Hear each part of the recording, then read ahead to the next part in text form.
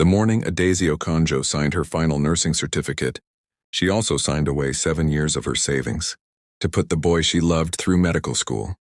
She never imagined that same boy would one day stand behind iron gates, dressed in tailored silk, and tell his guards to remove her like a stranger begging for scraps.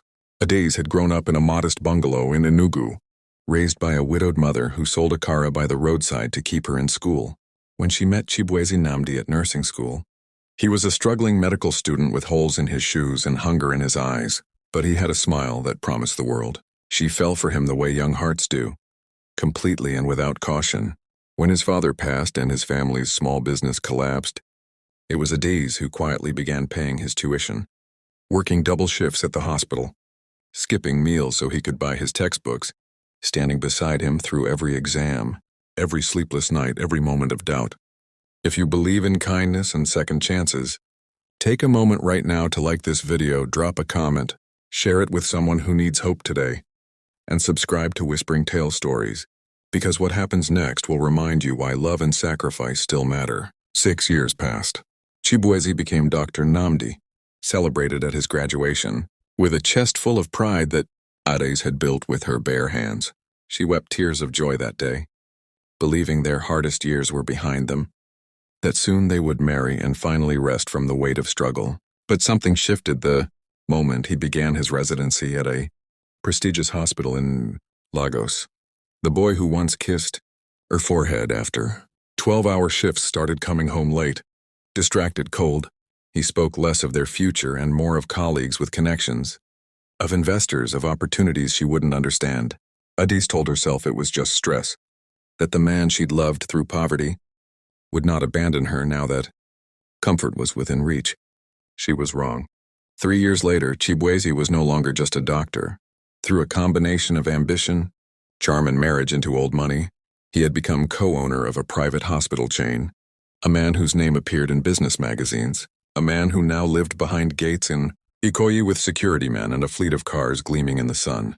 Adaisy had heard rumors that he'd married someone else, a senator's daughter named Ifeyinwa, but she refused to believe he could erase her so completely from his story. So on a bright Saturday afternoon, wearing her best blue dress, clutching an old photograph of the two of them from graduation day, she traveled 6 hours from Enugu to Lagos, her heart pounding with a foolish, stubborn hope. The gate was tall, black, and unforgiving, guarded by 2 men who looked at her tattered slippers with open suspicion. She told them her name, told them she was there to see Dr. Nnamdi, that he would remember her. They radioed inside. Minutes passed like hours under the punishing afternoon sun. Then the gate opened, and there he was, Chibueze, dressed in a crisp white shirt, gold watch catching the light, looking at her the way one looks at an unwanted stray that has wandered too close to a mansion. "I don't know this woman," he said, loud enough for the guards and the gathering neighbors to hear. "Get her away from my gate before I call the police." Adaisy felt the world tilt beneath her feet. She called his name, reminded him of the nights she stayed awake studying with him, the meals she skipped, the rent she paid so he wouldn't be thrown out of his hostel. He did not blink. He simply turned his back, robes of privilege swallowing him whole, as the gate closed with a metallic finality that echoed louder than any words could. The guards pushed her back onto the street and she stumbled, the photograph slipping from her hands into the dust, his smiling young face staring up at her from years she could never get back. She did not cry in front of them.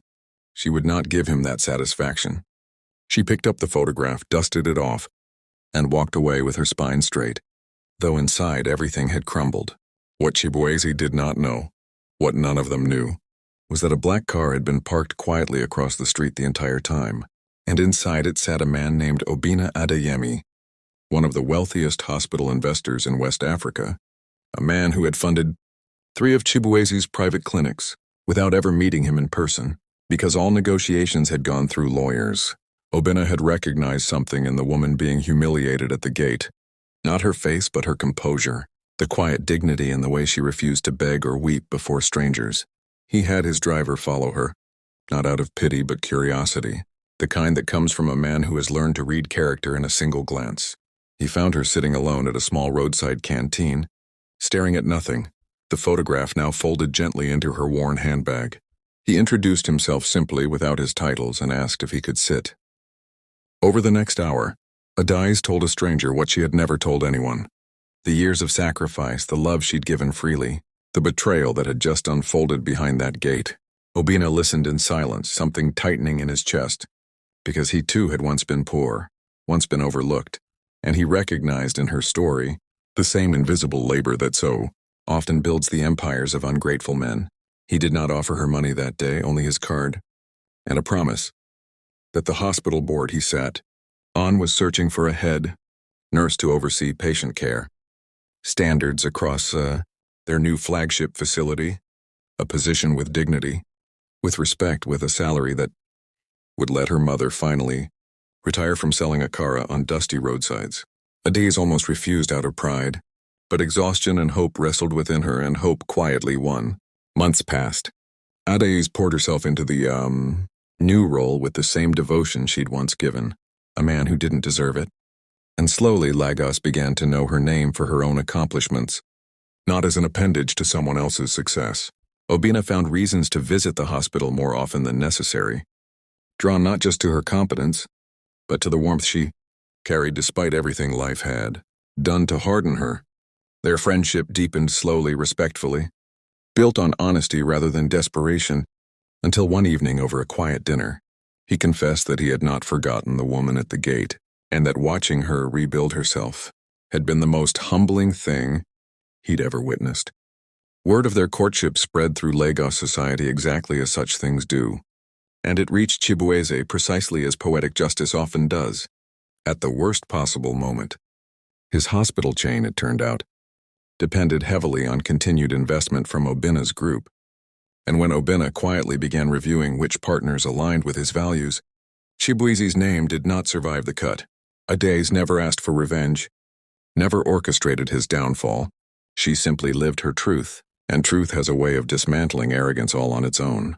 A year later, at a small sunlit ceremony overlooking the Lagos Lagoon, Adais wore white, not silk bought with guilt or stolen dignity, but a dress chosen freely, standing beside a man who had seen her at her lowest and chosen to build her up, rather than tear her down.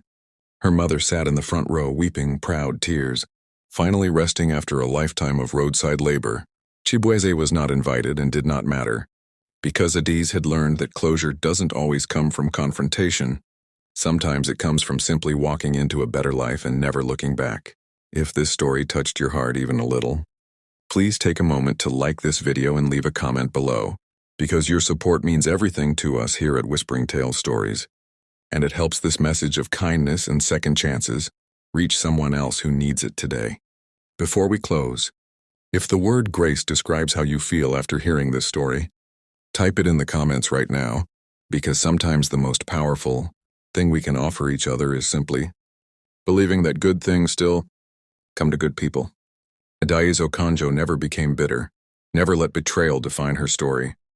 She became proof that a woman's worth is never determined by those who fail to see it, but by the quiet, unshakable strength she carries forward into whatever life offers her next. And in the end, she did not just find love again, she found herself standing tall in the sunlight, finally completely free.